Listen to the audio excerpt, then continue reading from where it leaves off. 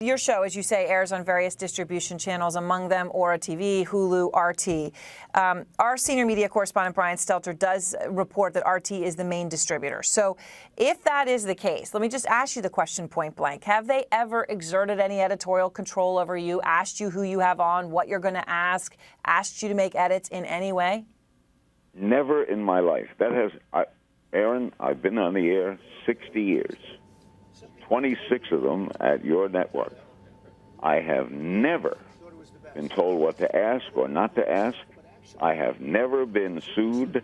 I have never had that in my whole career. And the proof would be, if you got every tape I've done the last 3 years on politicking, Putin is criticized almost once a week. And they have never edited. And if they would edit it, I would demand that we stop having them license us. So have you had a chance to speak to Donald Trump since this interview, or your producers to speak to his campaign? No, I have not. No one's called me. I'm friends with Donald. I'm friends with Hillary. I know a lot of people for a lot of years. I never say who I'm going to vote for. I'm always fair. We were doing an interview. It was supposed to be for 10 minutes, and right at the end of 10 minutes, it stopped. I never got to say goodbye. I don't know why it stopped so abruptly. But if Donald said he thought it was a podcast, that stretches it a little, because he just did my podcast. I did not make the arrangements for him to be on the show. My producers talked to his people, and they made the arrangements. So I never know what was said to him, except he was doing my TV show. Now, is there any chance that they wouldn't have known that this was airing on RT?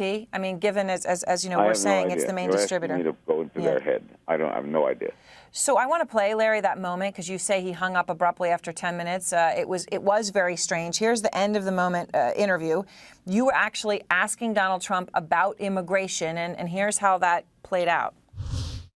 On this immigration issue, what are your feelings about Mexican immigrants? What in your gut, Donald, what do you feel about this?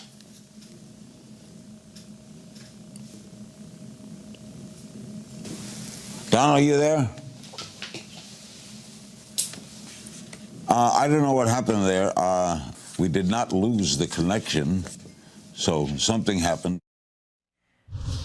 Larry, what do you think happened? Was he uncomfortable with talking about immigration, Mexican immigrants? I mean, what happened? That was very strange.